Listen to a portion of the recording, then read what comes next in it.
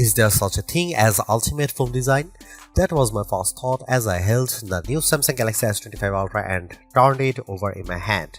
Surely it's lost a bit of identity as it shed the last vestiges of Galaxy Note design and adopted the more familiar and blockier look of its Galaxy S breathing.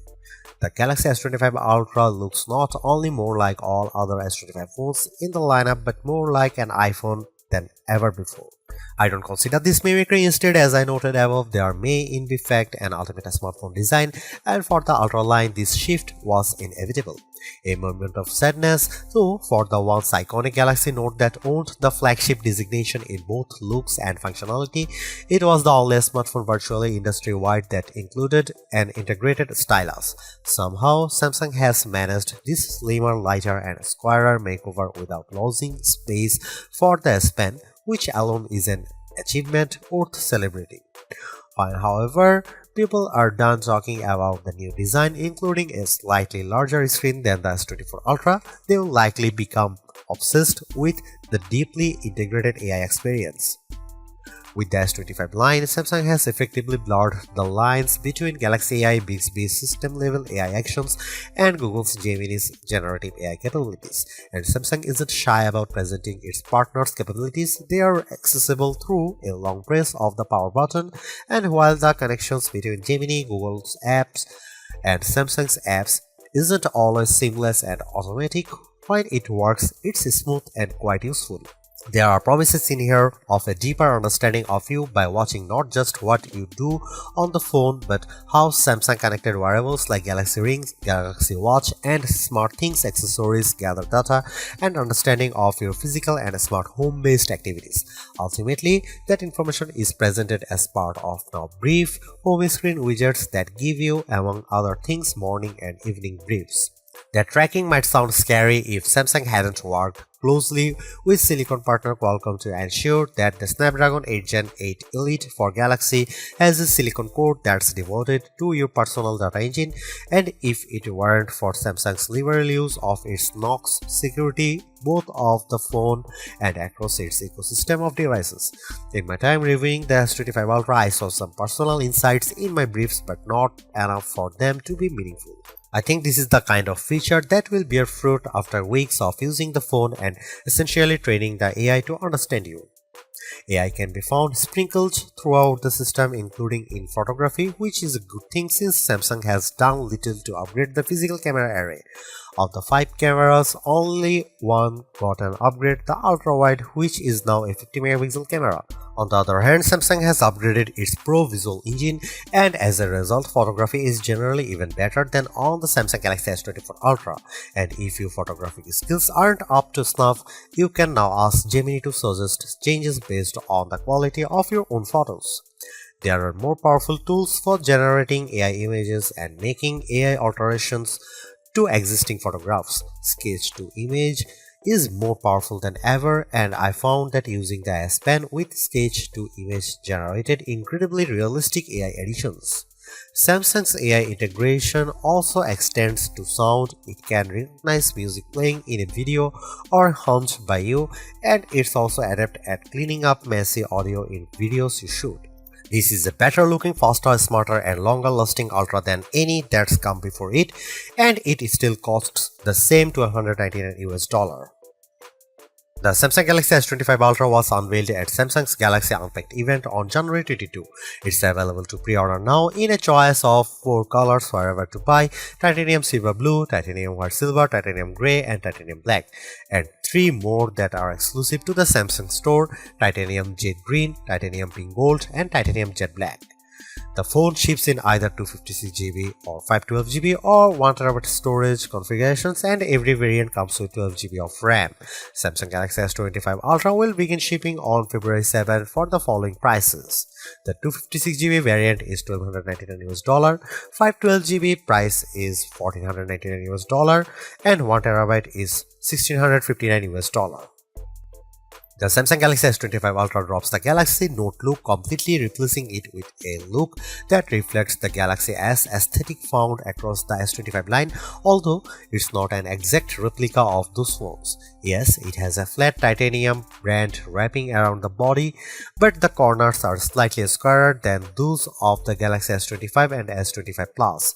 Compared to the S24 Ultra, this phone is at 162.8 by 77.6 by 8.2mm, slightly taller but also narrower and thinner. It's also considerably lighter at 218 grams compared to the S24 Ultra's 232 grams. That's the difference I noticed when I held the phone in my hand, and yes, that's lighter than Apple's iPhone 16 Pro Max, which weighs in at 227 grams. I give Samsung credit here for making a lighter phone that somehow still has room for the 5000 mAh battery and to stow the S Pen. Despite the significant changes alteration, there aren't a lot of other design changes. The volume rocker and power sleeve or Gemini button are in the same relative position, while Samsung has shifted the antenna cutout from that side to the top of the opposite edge. On the bottom is the same USB-C charging and data port, a wide slot for the base speaker, the S Pen slot, and a SIM slot. That last slot is notable because while Apple's iPhone line in the US only offers eSIM support, the S25 Ultra offers a standard SIM and eSIM and includes dual SIM support. While the S25 Ultra's body is titanium, the front and back are swaddled in Gorilla Glass Armor 2, which includes the extra protection of ceramic. However, while this material might protect the phone from drops, it's still not scratch proof, and even though I have taken extreme care with my review unit, I'm still noticing some long scratches on the display.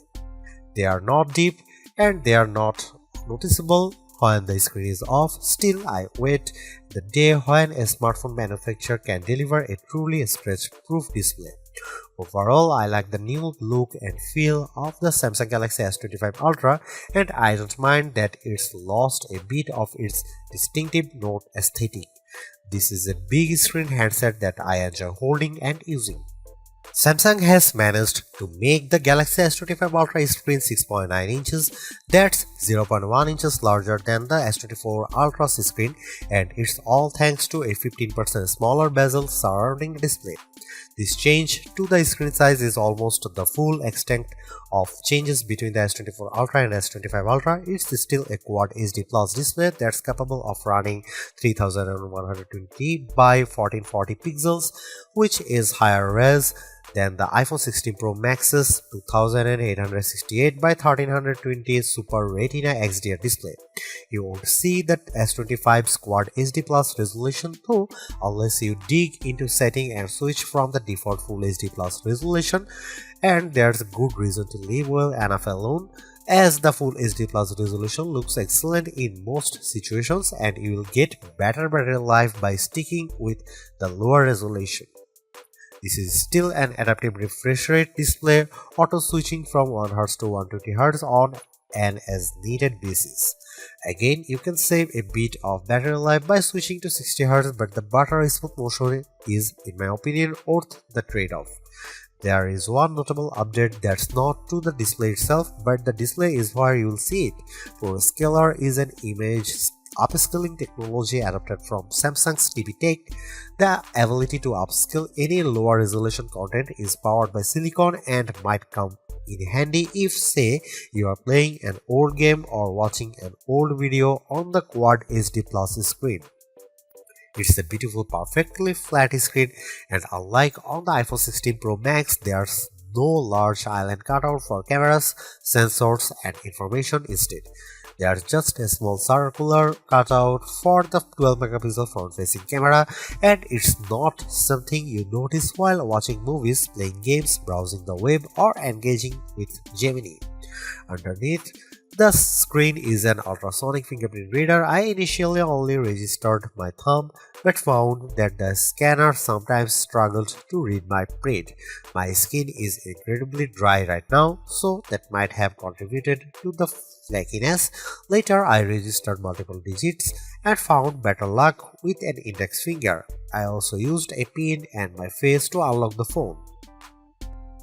The integrated S Pen looks, feels and essentially works the same as the S Pen in the S24 Ultra, but with one notable difference: it no longer has Bluetooth Low Energy support.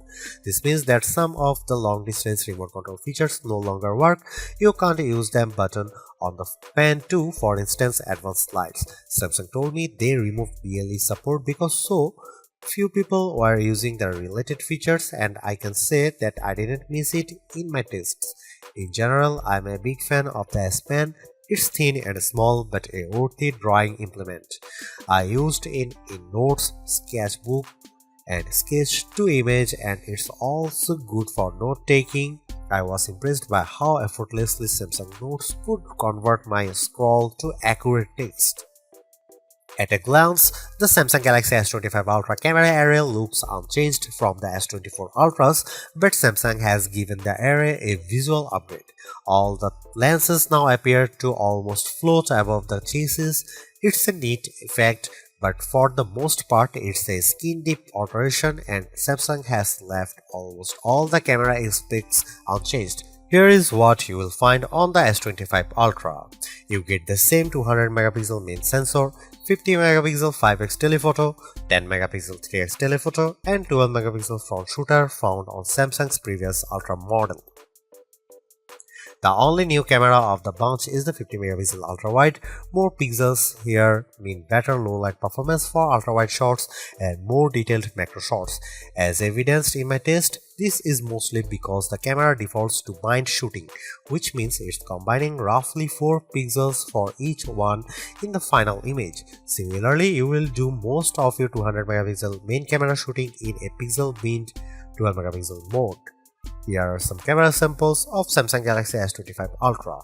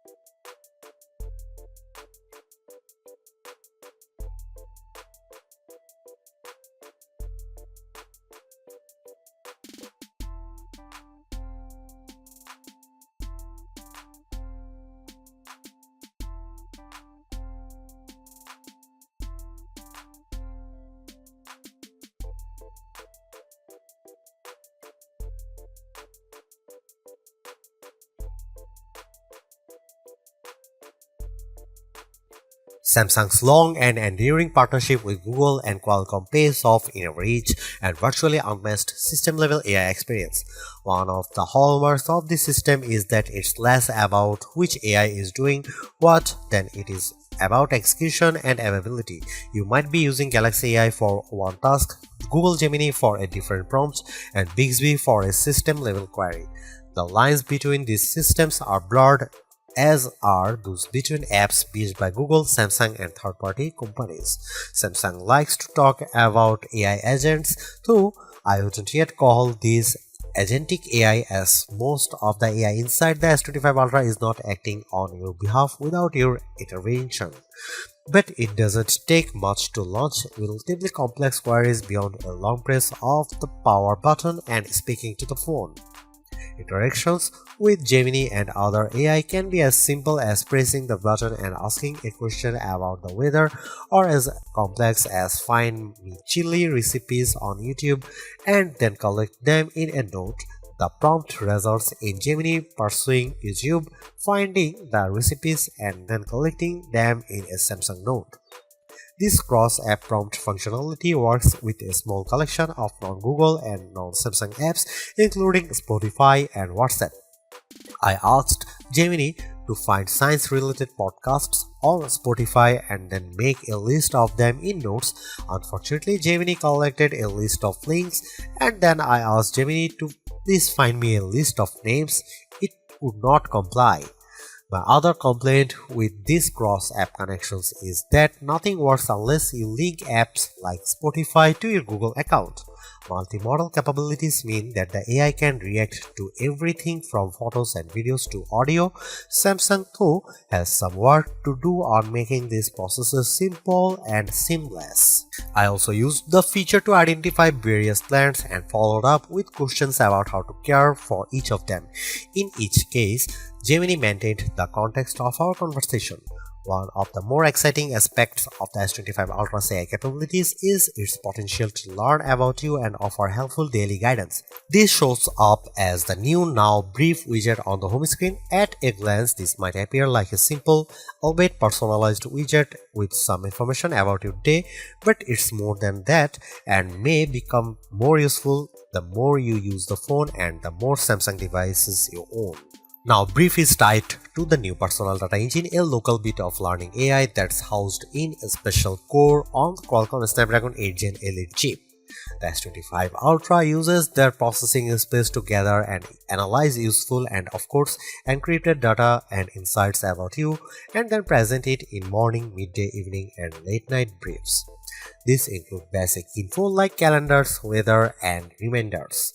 But they can also give you insights such as your energy score and if you wear a Samsung Galaxy Watch or Galaxy Ring to bed, your sleep quality. Eventually, it will start offering suggestions on how you can improve these metrics. Samsung's mix of local encrypted data and occasional cloud-based AI mirrors that Apple is doing with Apple Intelligence. Most of its AI is local, but it will sometimes send the data to its encrypted cloud or even, with your permission, pass it off to third parties like ChatGPT. Samsung's unfettered use of Gemini and easy blending of Bixby system features and third-party apps makes Samsung's AI offering feel more complete and comprehensive.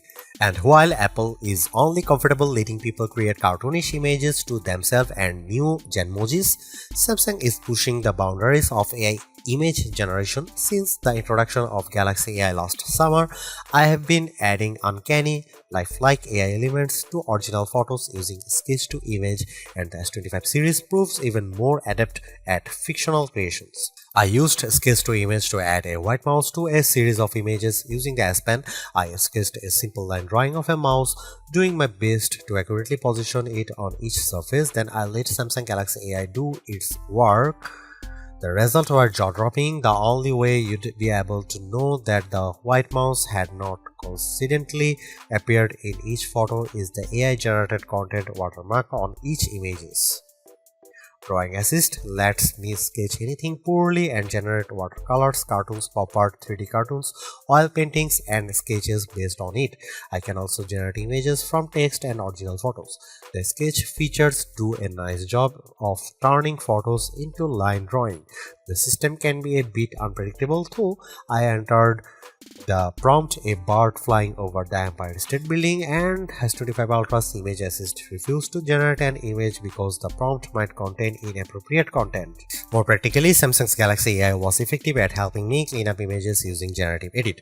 It was effective at removing a man who chose to step into frame just as I was trying to run some nightography test. AI has helped Samsung add its own Shazam feature. If I'm watching a video with a song in it, I can identify it by pressing the virtual home button and choosing the note icon. This worked every time when I tried it with YouTube and Instagram Reels, and it was also able to identify any song I tunefully hummed. A more useful audio feature in my opinion is the new audio eraser. This is very similar to Apple's audio mix tool.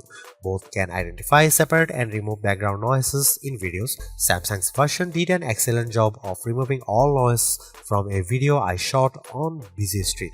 Yes, if you remove all background noise, the final audio can sound a bit unnatural, but I'm still impressed.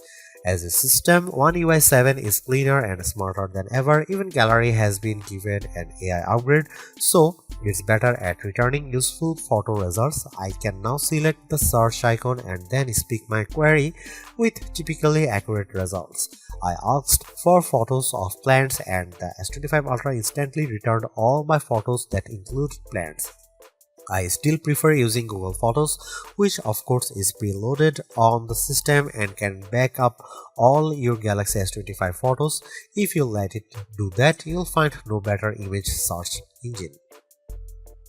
Throughout my tests, I marveled at the Samsung Galaxy S25 Ultra's combination of power and efficiency. There was no task it couldn't handle, and I found its AI capabilities speedy and effective. Much of this is down to the new Qualcomm Snapdragon 8 Gen Elite for Galaxy, which is backed up by 12GB of RAM. This isn't just the fastest chip Qualcomm's ever produced, it's a custom version for Samsung. Geekbench 6.3 benchmarks show that Gen 8 Elite for Galaxy has significantly closed the gap between Galaxy phone performance and iPhones running the latest Apple Silicon Apple's A18 Pro. In my test, Apple's still in the lead, but our Future Labs results put the Samsung Galaxy S25 Ultra just ahead of iPhone 16 Pro Max on multi-core tests. Graphics scores are comparable to Apple's, and real-world performance on games, productivity, and general use tasks do not belie those numbers. Perhaps more notable is that despite intensive use, I am seeing amazing battery life, thanks to due in part of the Gen 8 Elite's 3nm process and the new 40% larger vapor chamber that manages heat. It is being paired with a new thermal interface material which covers the CPU and is then covered by the vapor chamber. As I mentioned above, this 5G phone supports dual SIM and still gives you the option of using a physical SIM card. It also supports ultra-wideband, which could be useful for using the phone to locate those new Samsung Smart Tags, and Wi-Fi 7, which should help future-proof your connectivity experiences. Samsung rates the Galaxy S25 Ultra at 31 hours of video playback, and on mixed tasks I got well over 30 hours of battery life on a single charge. With a 65-watt charger, I fully charged the 5000 mAh battery in 1 hour.